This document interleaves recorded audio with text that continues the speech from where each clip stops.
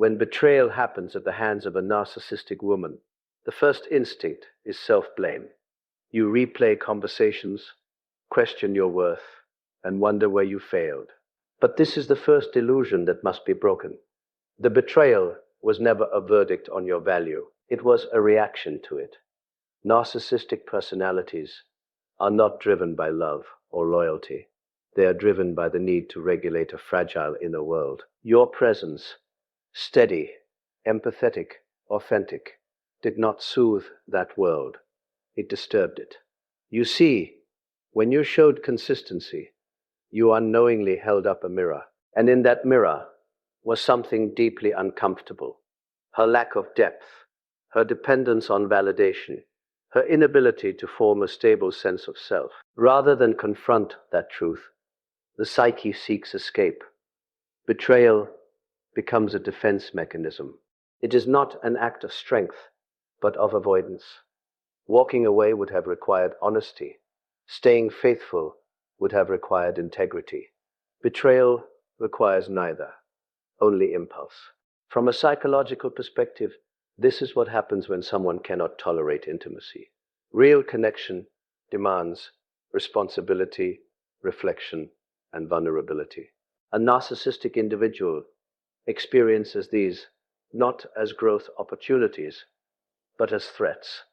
Your emotional availability did not make her feel safe. It made her feel exposed.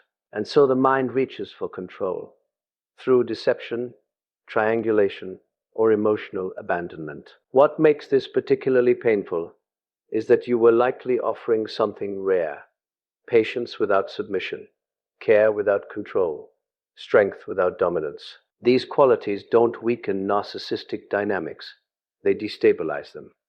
Betrayal then becomes a way to restore internal balance by shifting the chaos outward onto you. Understanding this changes everything. It moves you from shame to clarity, from confusion to insight. You stop asking, "Why wasn't I enough?" and start asking the real question: why was my authenticity intolerable to someone who survives on illusion? And here is the truth worth holding on to. When someone betrays you because you were genuine, they didn't reject you, they revealed themselves. The moment you grasp that, the betrayal loses its power and you regain yours. What she expected after the betrayal was collapse, not necessarily visible despair, but a quiet erosion of your self-trust. She expected you to doubt your judgment, to replay the relationship endlessly, to remain psychologically tethered to her through confusion and unresolved questions. This expectation is not accidental. Narcissistic dynamics rely on the belief that the other person cannot exist independently of the emotional chaos that was created. From her perspective, betrayal is not just an exit, it is a test to see whether you will chase clarity from someone who thrives on withholding it, a test to see whether your identity was built around the relationship or whether it existed long before it. And in many cases, the narcissistic individual assumes the outcome. They believe your empathy will turn inward and become self-punishment. They mistake your depth for fragility. But this is where the miscalculation occurs. Pain, when met with reflection rather than avoidance, does something unexpected. It sharpens perception. You begin to see patterns instead of isolated incidents. You stop romanticizing potential and start recognizing behavior. The betrayal, meant to destabilize you, becomes the catalyst for psychological independence. This inner shift is deeply threatening to someone who relies on control, because growth cannot be predicted or manipulated. As you process the loss, something fundamental changes. You stop seeking emotional permission. You reclaim your narrative. You realize that your suffering was not proof of weakness, but evidence of your capacity to feel deeply without losing yourself. Philosophically speaking, this is the moment where the shadow becomes conscious. You confront your own blind spots, your tolerance for inconsistency, your desire to see the best, even when reality contradicts it. And instead of collapsing under that awareness, you integrate it. You become more grounded, not more guarded. She never anticipated this outcome because narcissistic personalities expect repetition, not transformation. They expect you to remain frozen at the point of injury.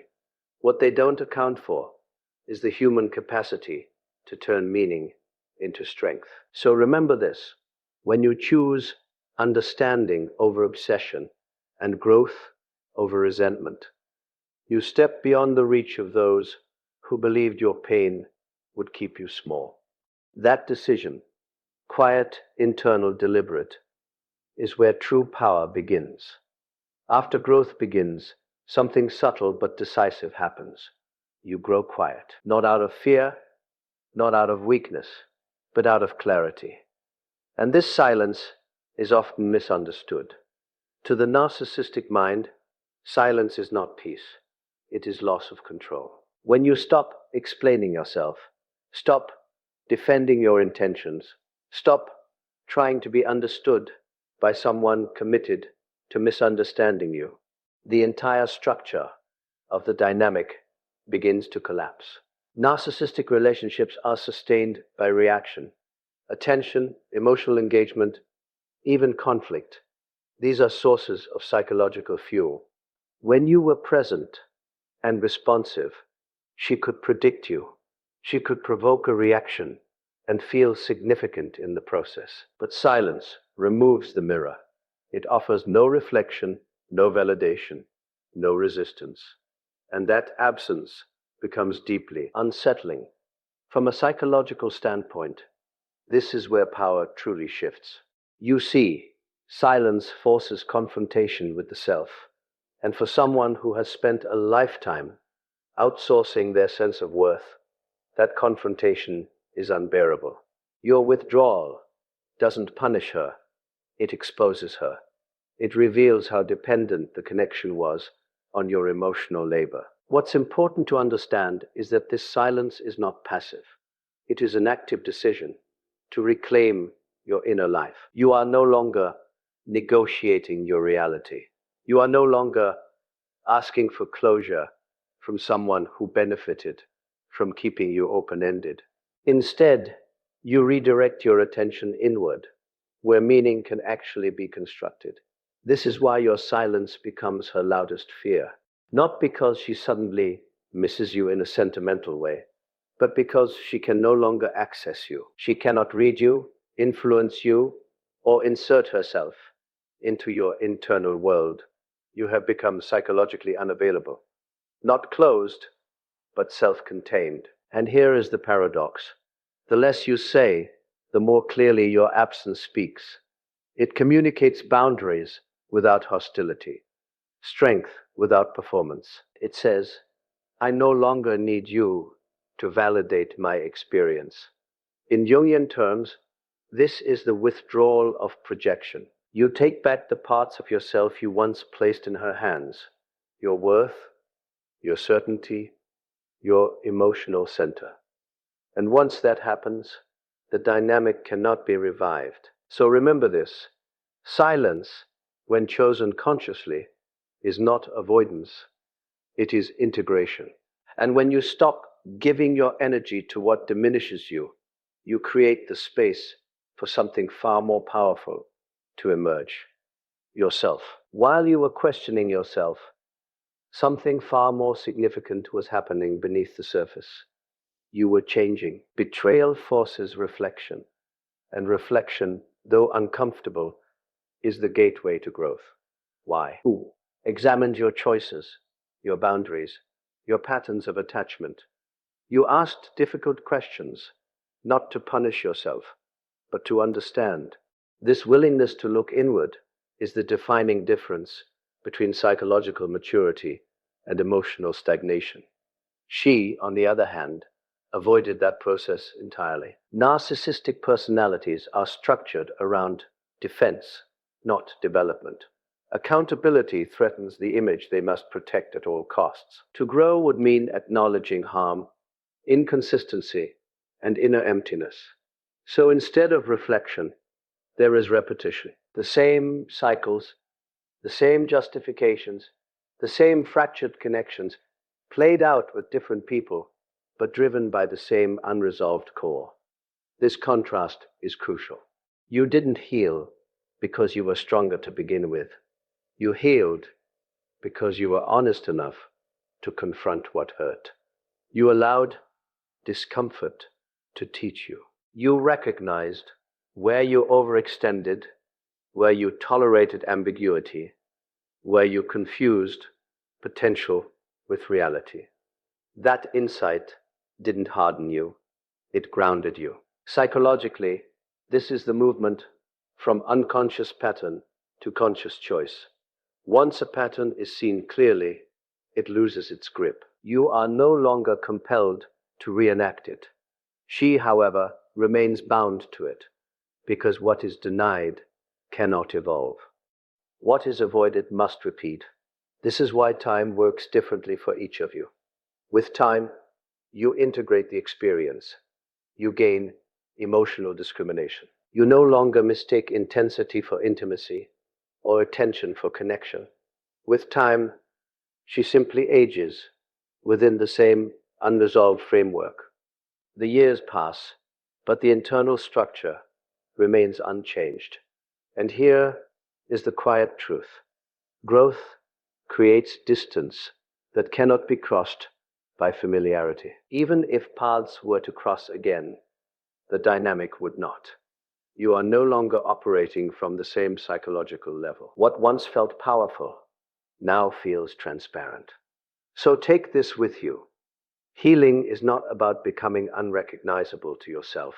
And once that happens, you cannot return to what required you to stay unaware. At some point, often long after the rupture, a realization settles in, quietly, without drama. She didn't just lose a relationship, she lost access. Access to your presence, your attention, your emotional intelligence, your willingness to understand without being understood in return. This is not something narcissistic personalities recognize immediately, because they confuse availability with replaceability. They assume what was given freely can always be found again elsewhere. But what you offered was not generic, it was specific. You brought patience without erasure, strength without domination, empathy without self-abandonment. You saw beneath the surface without trying to control what you found. And this is the part that often goes unnoticed. You provided stability without demanding dependency. That combination is rare, and it cannot be recreated on demand. Only later does the absence become apparent, not in moments of loneliness, but in moments of comparison. When new connections lack depth, when admiration feels hollow, when attention no longer regulates the inner unrest, that is when the loss becomes psychologically real. Not because she misses you as a person, but because the internal equilibrium you helped sustain is gone. From a psychological perspective, this is the cost of exploiting what one does not understand. Narcissistic dynamics extract value without integrating it. There is consumption without gratitude, use without recognition. And when the source is gone, there is no internal structure to replace it. What was externalized can no longer be accessed. What matters for you is not whether she feels regret. It's that you no longer need to be seen in order to be whole. You reclaim the parts of yourself that were once invested in proving your worth through patience and endurance. You stopped offering depth to someone committed to remaining shallow. This shift is irreversible. Even if she were to look back, she would not find the same version of you, not because you hardened, but because you refined. What you now offer is reserved for reciprocity, not repair. So remember this: when someone loses access to your authenticity, they don't just lose you, they lose the version of themselves that could only exist in your presence. And that is a loss No replacement can undo. Eventually, you reach a point where something fundamental has shifted. You are no longer reacting, you are choosing. And this is the moment that was never anticipated. Narcissistic dynamics depend on predictability. They rely on emotional buttons that can be pressed, patterns that can be activated, responses that can be engineered. What disrupts that system entirely is not confrontation, but autonomy. As you grow more grounded, your behavior changes in subtle ways. You no longer explain your boundaries. You no longer negotiate your values. You don't need to prove your growth because it expresses itself through consistency. This is deeply unsettling to someone who once felt they understood how to influence you. Control fades not because you resist it, but because you no longer operate within its reach. Psychologically, this is the emergence of an integrated self. You are no longer split between who you are and who you think you need to be to maintain connection. Your emotions are informed by awareness, not urgency. Your decisions are guided by alignment, not fear of loss. And this makes you unpredictable, not chaotic, but self-directed. For someone accustomed to managing others through emotional leverage, this independence is incomprehensible. There is no role for them to play, no reaction to provoke, no narrative to rewrite. You have stepped out of the drama triangle entirely.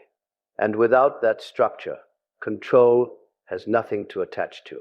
What's important here is that this freedom is not aggressive. You are not pushing away. You are standing still. You are no longer available for dynamics that require you to shrink, justify, or overextend. Your clarity acts as a boundary, even in silence. Philosophically, this is the movement from external validation to internal authority. You trust your perceptions. You honor your experience. You no longer outsource your sense of reality. And once that threshold is crossed, there is no return to the old psychological terrain. This is what was never expected, that the pain meant to define you would instead refine you, that the loss meant to destabilize you would anchor you more deeply within yourself, that you would become someone who cannot be controlled because you are no longer divided. So let this be the final truth you carry forward.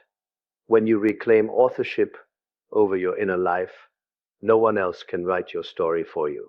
And that freedom, quiet, grounded, and deliberate, is the ultimate form of strength.